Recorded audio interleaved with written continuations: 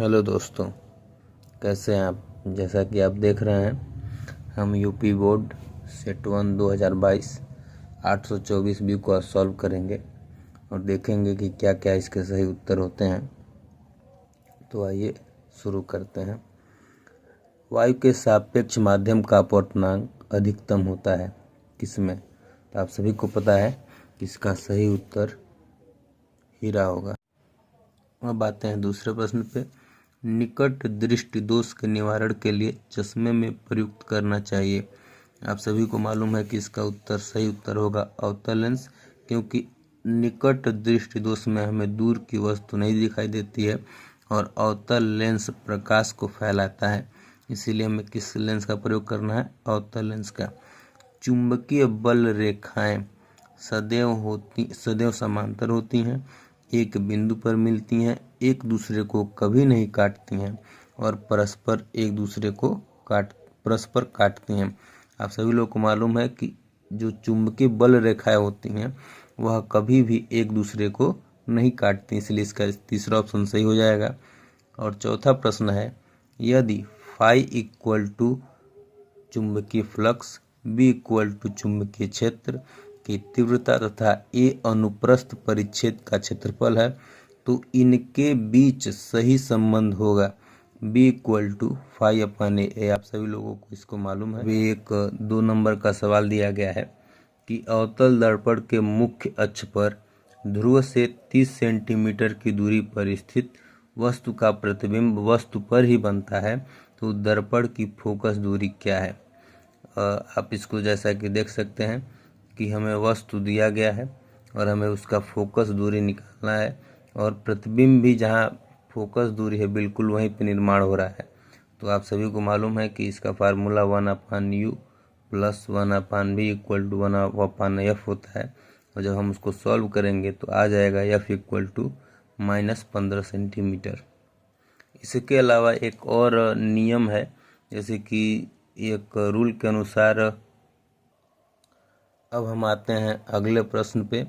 प्रश्न नंबर 2 का ख। यह भी 2 नंबर का प्रश्न है और प्रश्न पूछा गया 40 सेंटीमीटर फोकस दूरी वाले अवतल दर्पण की वक्रता त्रिज्या ज्ञात कीजिए।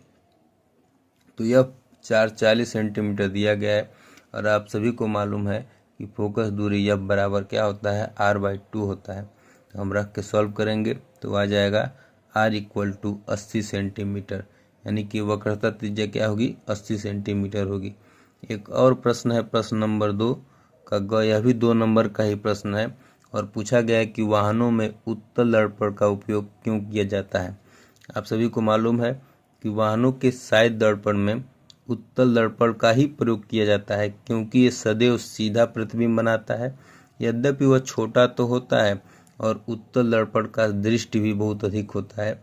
ये बाहर की ओर क्या होते हैं? वक्रित होते हैं। इसीलिए हम वाहनों में किस शीशे का उपयोग करते हैं? उत्तल दर्पण का उपयोग करते हैं। देखिए, जो प्रश्न आपके सामने दिखाई दे रहा है यह 4 नंबर का प्रश्न है और प्रश्न पूछा गया है 15 सेंटीमीटर फोकस दूरी का कोई अवतल लेंस किसी वस्तु का प्रतिबिंब लेंस से 10 सेंटीमीटर दूरी पर बनाता है, तो वस्तु लेंस से कितनी दूरी पर स्थित है? किरण आरेख भी बनाइए।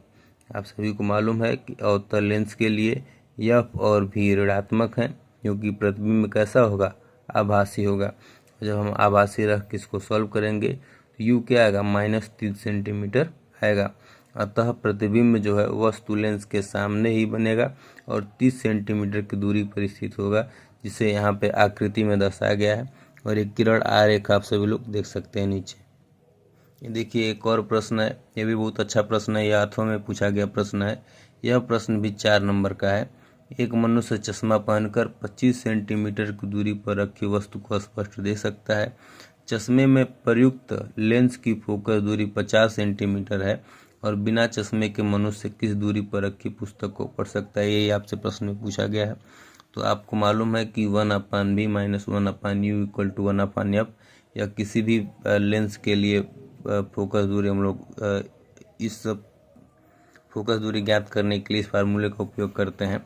और आप सभी देख रहे हैं, जब इसको सॉल्व करेंगे तो b इक्वल टू आएगा -50/3 सेंटीमीटर। यानी कि वह व्यक्ति बिना चश्मे के 50/3 सेंटीमीटर पर रखे वस्तु को आसानी से पढ़ पाएगा। यह प्रश्न भी पूरे 4 नंबर का पूछा गया प्रश्न है। प्रश्न है, एक इलेक्ट्रॉन जिसका द्रव्यमान 9 × 10⁻³ किलोग्राम व आवेश 1.6 × 10⁻19 कूलाम है और x अक्ष के समांतर 3 × 10⁻6 मीटर प्रति सेकंड के वेग से गति करता है, तो z अक्ष के समांतर कार्यरत 0.3 वेबर मीटर स्क्वायर के चुंबकीय क्षेत्र में प्रवेश करता है। इलेक्ट्रॉन पर कार्य करने वाले बल, त्वरण एवं बल की दिशा ज्ञात कीजिए। ये आपसे पूछ रहा है। जैसे कि आप सभी लोगों को मालूम है कि F = होता है QVB साइन थीटा। यहाँ पे एक दूसरे के लंबवत है, इसलिए साइन थीटा = हो जाएगा 90 डिग्री।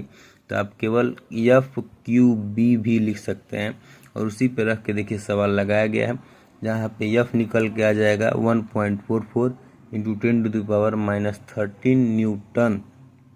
ठीक है। और उसके बाद आपसे कह रहे हैं सवाल में कि आपको त्वरण बताना है और बल की दिशा भी ज्ञात करनी है। तो त्वरण हम लोग निकालेंगे तो आएगा 1.58 × 10⁻11 मीटर पर सेकंड स्क्वायर। और बल की दिशा ज्ञात करने के लिए हम लोग फ्लेमिंग के बाएं हाथ के नियम का उपयोग करते हैं।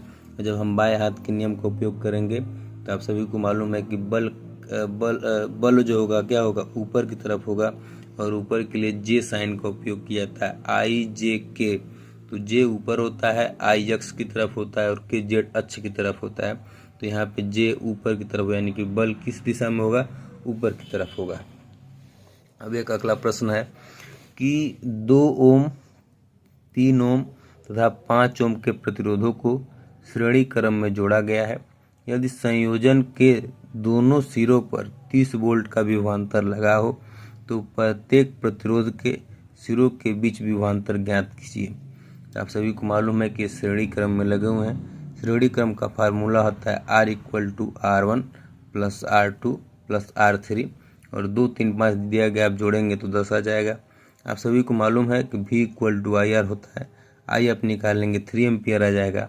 और लेकिन सभी जगह यानी कि प्रतिरोध जब अलग अलग हैं तो वहाँ पे वोल्ट क्या होगा, अलग अलग होगा। तो V1 = IR1 और V2 = IR2, V3 = IR3 निकालेंगे तो क्रमशः 6, 9 और 15 वोल्ट आपको प्राप्त होंगे। तो आइए अब हम चलते हैं सबसे बड़े प्रश्न यानी कि 7 नंबर के प्रश्न पे, जो 7 नंबर में पूछा गया प्रश्न है। और यह प्रश्न है, विद्युत धारा के चुंबकीय प्रभाव से आप क्या समझते हैं? एक लंबे सीधे धारावाही चालक द्वारा उत्पन्न चुंबकीय क्षेत्र की तीव्रता किन किन बातों पर निर्भर करती है और चुंबकीय क्षेत्र की दिशा के लिए नियम लिखिए।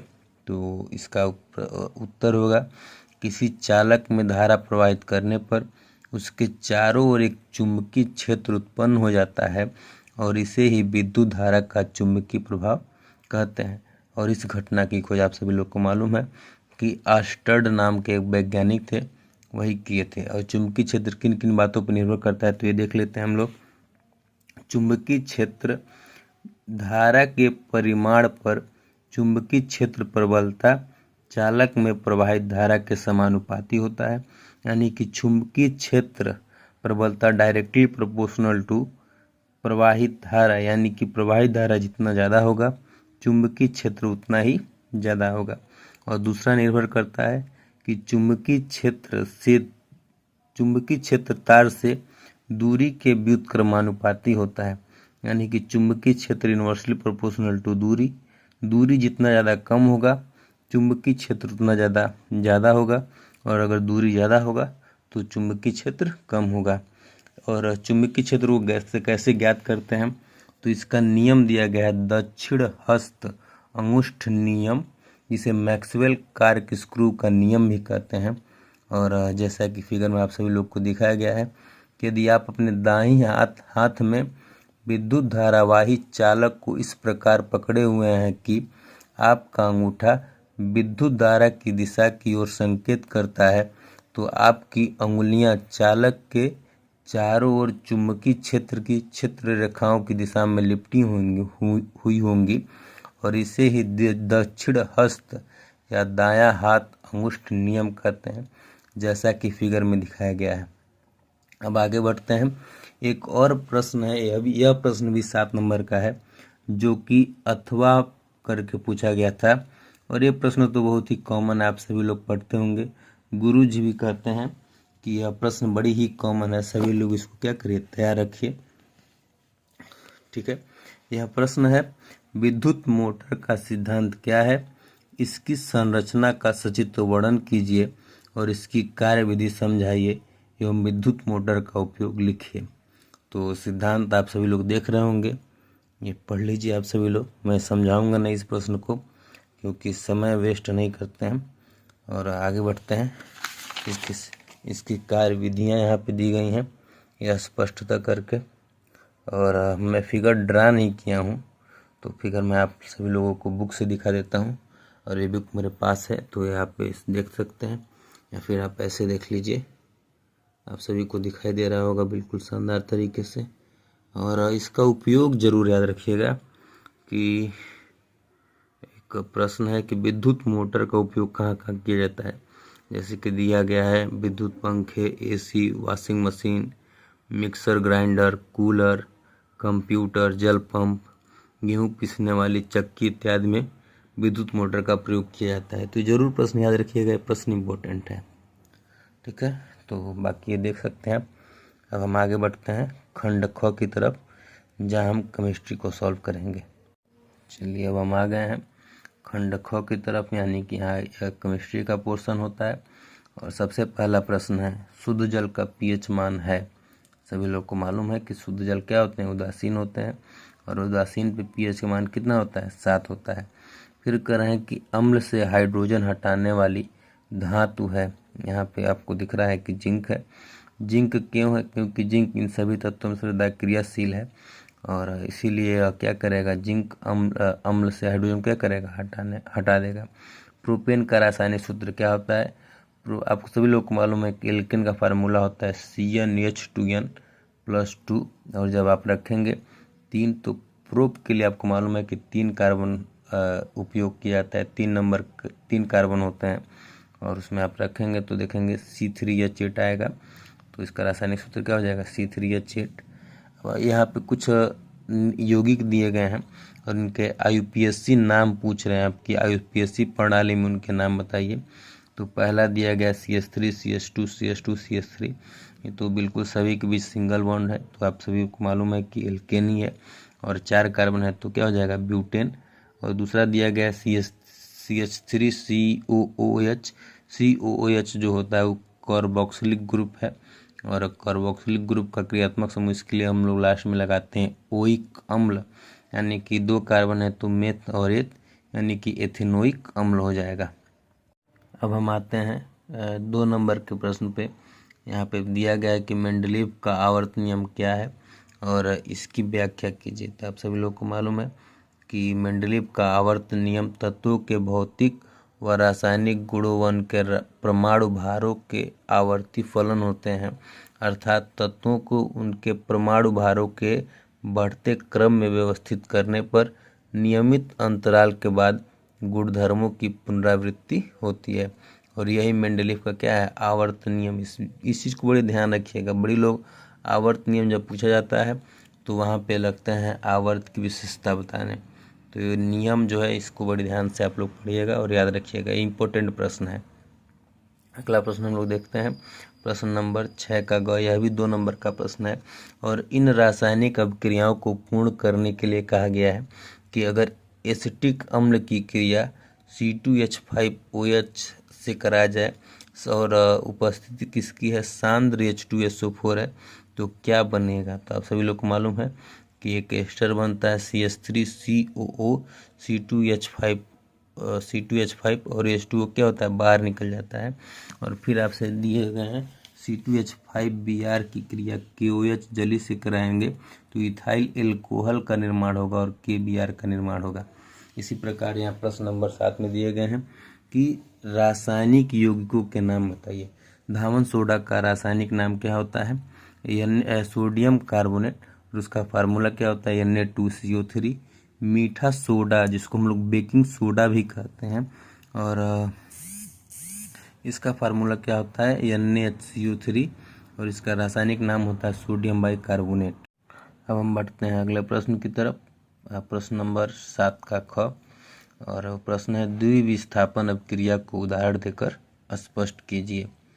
तो द्विविस्थापन अभिक्रिया सभी लोगों को मालूम है कि यह ऐसी अभिक्रिया होती है जिसमें अभिकारकों के बीच आयनों और परमाणुओं के समूहों का क्या होता है आदान प्रदान होता है और इसे ही द्विविस्थापन अभिक्रिया कहते हैं। जैसा कि आपको यह उदाहरण भी दिखाया गया है Na2SO4 BaCl2 BaSO4 2NaCl, जहाँ पे Na और Ba का क्या हुआ है आदान प्रदान हुआ है। बाकी नीचे भी एक उदाहरण दिया गया NaOH ये Cl और NaClH2, तो आप सभी लोग यहाँ पे देख रहे होंगे। फिर अगला प्रश्न पूछा गया है संक्षारण क्या है, उदाहरण द्वारा समझाइए। संक्षारण मालूम है कि जब कोई धातु अपने आसपास अम्ल आर्द्रता आदि के संपर्क में आती है तो यह धातु संक्षारित हो जाती है और यह घटना क्या कहलाती है संक्षारण कहलाती है। उदाहरण क्या है लोहे की धातु पर जंग लगना संक्षारण का उदाहरण है। इसके अलावा चांदी का काला पड़ जाना। इसके अलावा प्रश्न नंबर 8 का ख पूछा गया है साबुनीकरण पर संक्षिप्त टिप्पणी लिखिए। साबुनीकरण जैसे कि हम साबुन का निर्माण कैसे करते हैं वही इसके बारे में आपको क्या करना है लिखना है। तो देखिए लिखा गया है साबुन तेल और वसाओं के तनु NaOH या तनु KOH द्वारा जल अपघटन क्रिया से प्राप्त होते हैं तथा यह अभिक्रिया साबुनीकरण कहलाती है। इस अभिक्रिया में ग्लिसरॉल बाई प्रोडक्ट के रूप में प्राप्त होता है। जैसे कि यहाँ पे आप देख रहे हैं यह साबुनीकरण की अभिक्रिया कराई गई है और यहाँ पे आप देख रहे हैं पहले यहाँ पे ग्लिसरॉल प्राप्त हुआ है, उसके बाद यहाँ पे सोडियम एस्टीरेट है जिसको हम लोग क्या कहते हैं साबुन कहते हैं, ध्यान रखिएगा। अब अगला प्रश्न है आवर्त सारणी में आवर्त और समूह को परिभाषित करने के लिए कहा गया है। यह 2 नंबर में प्रश्न पूछा गया है।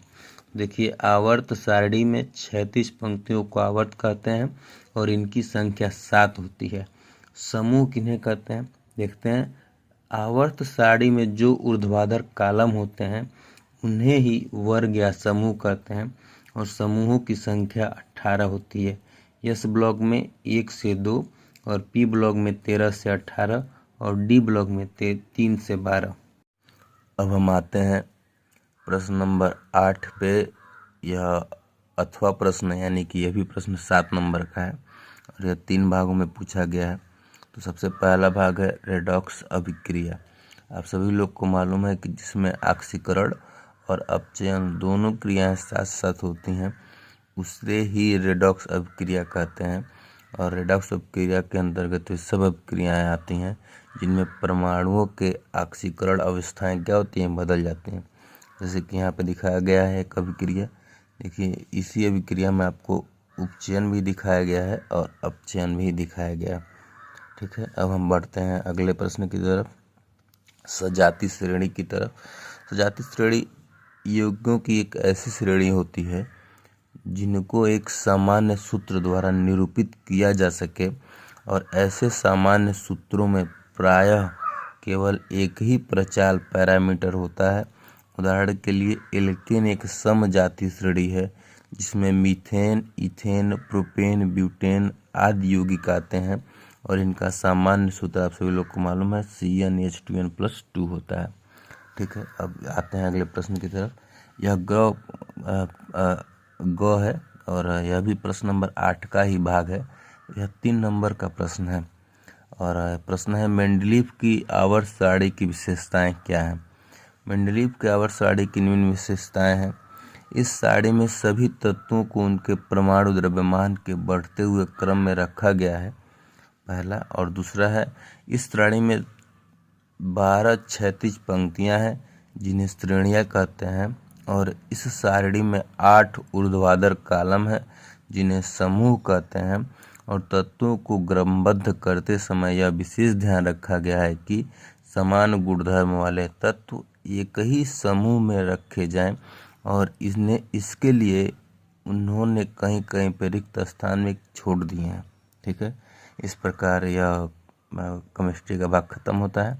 अब हम लोग बढ़ते हैं बायोलॉजी की तरफ। अब आते हैं हम बायोलॉजी की तरफ और ये खंड ग है। देखिए सबसे पहला प्रश्न है, वह प्रक्रियाएं जिनमें जटिल कार्बनिक अणु सरल अणुओं में टूटते हैं उस सब क्रिया को क्या कहते हैं? तो आप सभी लोग को मालूम, सब क्रिया को अपचयी अभिक्रियाएं कहते हैं। उपचयी अभिक्रियाओं में जैसे जो भी सरल अणु होते हैं वह जटिल कार्बनिक अणुओं में क्या करते बन जाते हैं, जटिल कार्बनिक अणु बन जाते हैं, इसीलिए उपचयी अभिक्रिया नहीं होगा। यहाँ पूछा एक जटिल कार्बनिक अणु सरल अणुओं में टूटते हैं, तो इसका सही उत्तर क्या होगा? अपचयी अभिक्रिया। चर्मदाह या पेलाग्रा रोग निम्न में से किस विटामिन की कमी से होता है? तो यह विटामिन है B5, उसी की कमी की वजह से चर्मदाह या पेलाग्रा रोग होता है। इसको बस याद कर लीजिएगा, ये कभी कभार ऐसे प्रश्न पूछ देते हैं जो आपके बुक में ना हो, फिर भी आपको मतलब जानना चाहिए। फिर कह रहे हैं कि हीमोग्लोबिन महत्वपूर्ण भूमिका निभाता है। आप सभी लोग को मालूम है कि हीमोग्लोबिन महत्वपूर्ण भूमिका श्वसन में निभाता है, क्योंकि हीमोग्लोबिन वह पार्ट है जो ऑक्सीजन को क्या करता है, कैरी करके हमारे ब्लड तक लेके जाता है। हमारे ब्लड से होते हुए हमारे कोशिकाओं में लेके जाता है। हीमोग्लोबिन हमारे ब्लड में पाया जाने वाला एक प्रोटीन है। आगे बढ़ते हैं, कह रहे हैं फ्लोएम द्वारा भोजन का स्थानांतरण होता है। फ्लोएम द्वारा भोजन का स्थानांतरण सुक्रोज के रूप में होता है, और सुक्रोज एक कार्बोहाइड्रेट के रूप में होता है। आप सभी लोग को मालूम है कि जो पौधे भोजन बनाते हैं वह स्टार्च या मंड के रूप में बनाते हैं, और स्टार्च या मंड अगर उसके सिंपलेस्ट भाग को हम लोग देखें तो सुक्रोज उन्हीं में से एक है जो एक डाइसेकेराइड है। ठीक है, तो अब आते हैं अगले प्रश्न की तरफ, जो 2 नंबर के प्रश्न है। यह एक प्रश्न पूछा गया है कि लार में कौन सा एंजाइम पाया जाता है और वह किसका पाचन करता है? तो लार में एक लार एमिलेज टाइलिन एंजाइम पाया जाता है, और लार एमिलेज कार्बोहाइड्रेट का पाचन करता है। हम लोगों के लार में जो एंजाइम पाया जाता है उसका नाम है लार एमिलेज, या उसी को टाइलिन भी कहते हैं, और यह कार्बोहाइड्रेट का पाचन करता है। लगभग हम लोग के मुख में 30% कार्बोहाइड्रेट पच जाता है। अगर आप रोटी या ब्रेड खाते हैं तो जब बिल्कुल चबा चबा के खाएंगे तो कुछ देर बाद आपको मीठा लगेगा, और यही टाइलिन या लार एमिलेज जब उस पर कार्य करता है, जब उसको आंशिक रूप से पचाता है तो आपको मीठा मीठा लगता है। देखिए यहाँ पूछा गया है कि परागकण का एक नामांकित चित्र बनाइए। देखिए यहाँ पे चित्र बन गया है। अब फिर अगला प्रश्न है, पुनरुद्भवन किसे कहते हैं? कोई 2 उदाहरण दीजिए। पुनरुद्भवन कुछ सरल प्राणियों को यदि कई टुकड़ों में काट दिया जाए तो प्रत्येक टुकड़ा विकसित होकर पूर्ण जीव का निर्माण कर देता है, इसे पुनरुद्भवन कहते हैं। उदाहरण हाइड्रा और प्लेनेरिया। अब देखिए ये अगला प्रश्न है, एक संकर तथा द्विसंकर संकरण से आप क्या समझते हैं? आप सभी लोग को मालूम है कि एक संकर में हम लोग एक जीन की वंशागत का अध्ययन करते हैं, या प्रयोग में केवल एक ही लक्षण के मुख्य रूप से लिया जाता है, अथवा एक लक्षण के युग्म विकल्पों का प्रयोग होता है, तो इसे एक संकर संकरण कहते हैं। और ऐसे संकरण में F2 पीढ़ी में 3 संबंधी 1 का अनुपात प्राप्त होता है। अब देखिए द्विसंकर संकरण है, कहना है कि जब 2 जीनों की वंशागत का अध्ययन किया जाता है या प्रयोग में 2 जोड़े युग्म विकल्प लिए जाते हैं तब इसे द्विसंकर कहते हैं, और इसमें F2 पीढ़ी में 9 संबंधी 3 संबंधी 3 संबंधी 1 का अनुपात मिलता है। लिंग संलग्न रोग क्या है, और किन्हीं 2 लिंग संलग्न रोगों के नाम बताइए। तो लिंग संलग्न रोग के बारे में बातचीत करते करें। लिंग संलग्न विकार लक्षण और उनके निर्धारण जीन के साथ साथ लिंग निर्धारण जीन का संचरण होता है, और लिंग निर्धारण जीन लिंग गुणसूत्र में होते हैं, और इसीलिए एक पीढ़ी से दूसरी पीढ़ी तक एक साथ वंशागत होते हैं। अधिकांश लिंग निर्धारण जीन लिंग यक्ष गुणसूत्र पर स्थित होते हैं जो लिंग यक्ष संलग्नता बनाते हैं। जैसे कि यहाँ पे आपको दिखाया जा रहा है कि कोई वाहक माता है जो हीमोफीलिया से ग्रसित है और पिता क्या है, सामान्य है। तो जब ये 50% इनके पुत्री कैसे होंगे, वाहक होंगे, और 50% पुत्र हीमोफिलिक होंगे, जैसा कि आप इस चार्ट में देख रहे हैं, एक फिगर जो बनाया गया इसमें देख रहे हैं। और लिंग संलग्नता के 2 उदाहरण हैं, एक हीमोफीलिया और दूसरा वर्णांधता।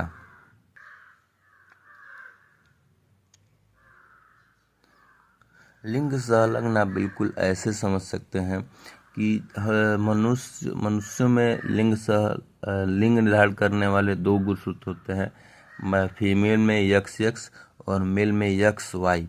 तो यक्स यानी कि जो निर्धारण कर रहे हैं कि कोई फीमेल है, तो यक्स पे कोई ना कोई बीमारी या फिर किसी वजह से कोई बीमारी उत्पन्न हो जाती है और वही ट्रांसफ़र होता है अन्य लोगों में, तो उसी को हम लोग क्या कहते हैं, लिंग संलग्न लक्षण कहते हैं। बिल्कुल आसान शब्दों में समझ सकते हैं, लेकिन परिभाषा आपको थोड़ा सा क्लिष्ट दिया गया है, यानी कठिन दिया गया है, तो आप ऐसे ही इसको याद कर लीजिएगा और लिखिएगा। बाकी जो नहीं समझ में आएगा आप हमसे पूछ सकते हैं दोबारा, ठीक है।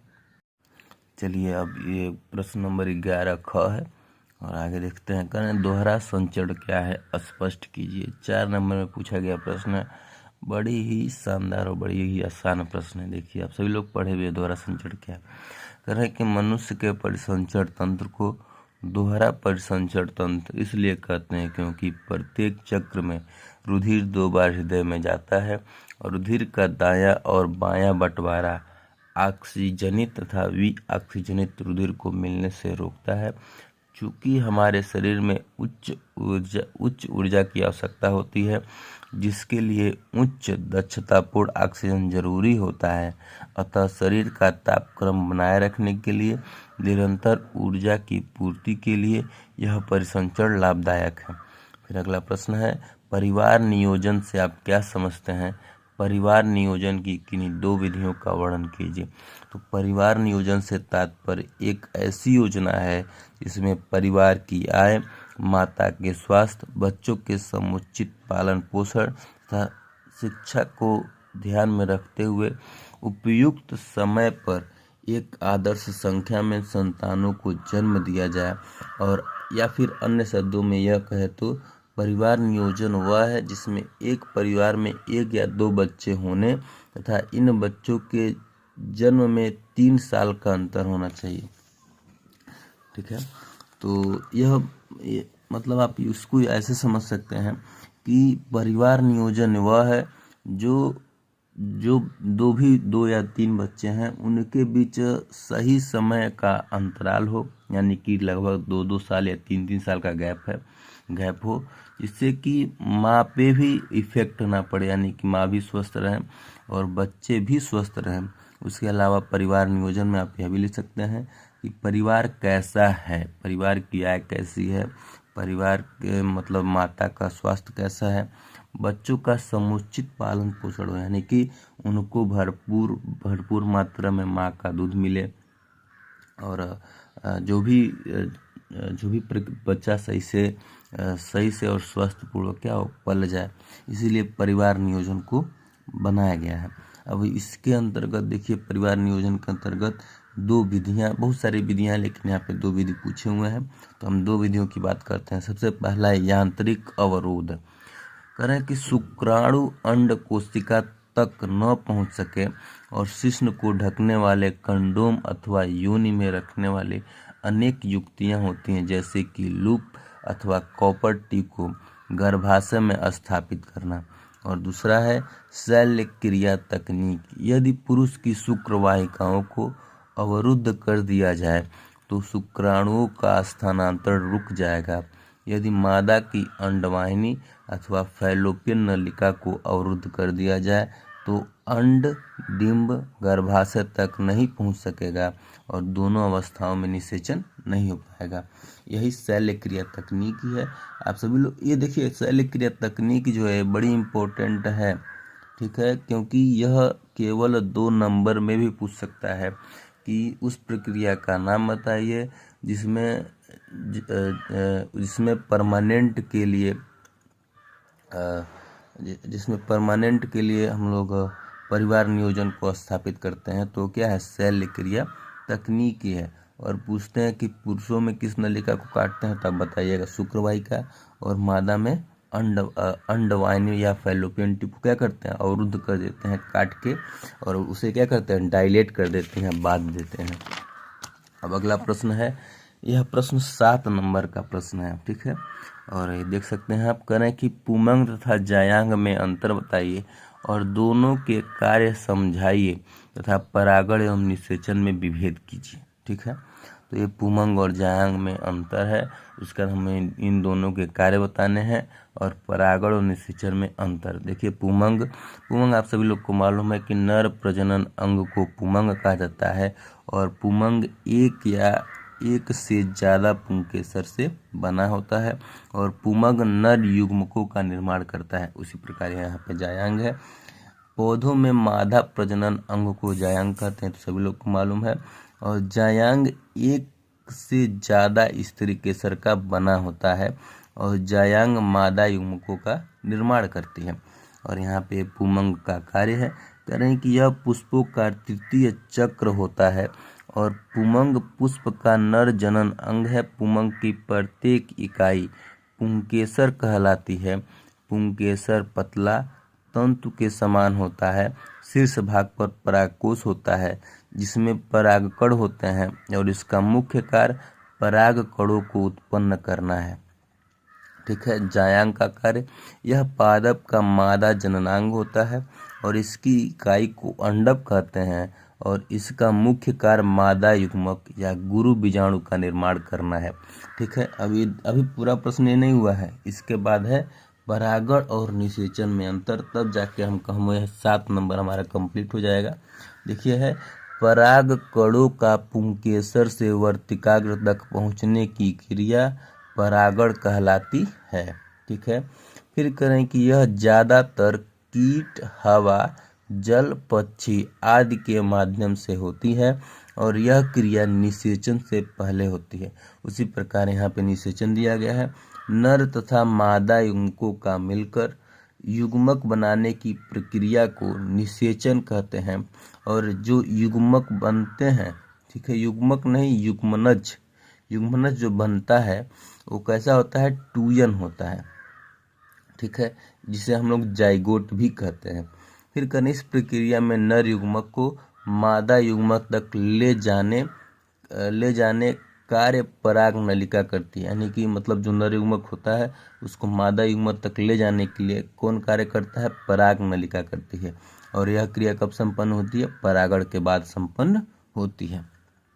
अब देखिए अगला प्रश्न पूछा गया है कि एक संकर क्रॉस के द्वारा, ये अथों में प्रश्न पूछा गया, यह प्रश्न भी 7 नंबर का है। कह रहे हैं कि एक संकर क्रॉस के द्वारा मेंडल के पृथक्करण नियम को समझाइए तथा इससे प्राप्त पीढ़ी का जीन प्ररूप तथा लक्षण प्ररूप भी बताइए। तो ये पृथक्करण का नियम है। कह रहे हैं इस नियम के अनुसार जब 2 विपरीत लक्षणों वाले शुद्ध नस्ल के एक ही जाति के 2 पौधों या जनकों के बीच संकरण कराया जाता है तो उनकी F1 पीढ़ी में संकर पौधे प्राप्त होते हैं और सिर्फ प्रभावी लक्षण को ही प्रकट करते हैं, किंतु इनकी दूसरी पीढ़ी F2 के पौधों में परस्पर विपरीत लक्षणों का एक निश्चित अनुपात 1:2:1 में पृथक्करण हो जाता है, क्योंकि प्रथम पीढ़ी के साथ साथ रहने पर भी गुणों का आपस में मिश्रण नहीं होता है और युग्मक निर्माण के समय गुण पृथक हो जाते हैं और युग्मकों की शुद्धता बनी रहती है। इसीलिए युग्मकों की शुद्धता का नियम भी कहते हैं। यह नियम एक संकर के परिणामों पर आधारित है। इस शुद्धता नियम को इस प्रकार से समझ सकते हैं, जब 2 पौधों को क्रॉस कराया गया है कैपिटल टी और स्मॉल टी, तब F1 पीढ़ी में सभी लंबे पौधे प्राप्त हुए हैं। दोनों लंबे पौधों में जीन उपस्थित थे, परंतु F2 में यह जीन या लक्षण पृथक होकर पुनः लंबे व बौने पौधे बनते हैं।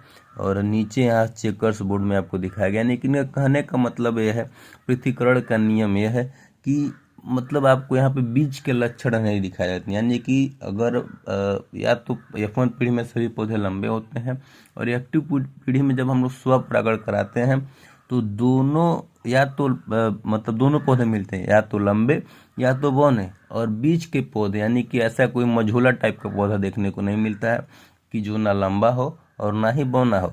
तो इसी को हम लोग क्या कहेंगे, पृथक्करण का नियम कहेंगे। देखिए चेकर्स बोर्ड बनाया गया है और इसे आप इसके जीन प्ररूप अनुपात और लक्षण प्ररूप अनुपात लिखेगा। अगर ये जिन प्ररूप और लक्षण प्ररूप अनुपात आप नहीं लिखते हैं तो आपका 2 नंबर कम हो जाएगा। तो ये अनुपात पूरा प्रश्न पढ़िए और सही से हर चीज़ लिखिए, ठीक है। इस प्रकार आपका पेपर पूरा सॉल्व हो गया।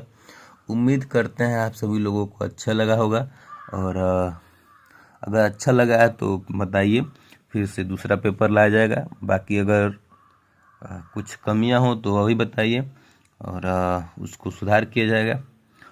इसे पूरा देखने के लिए सभी लोगों को हृदय की गहराइयों से धन्यवाद। फिर मिलते हैं अगले पेपर में। Thank you.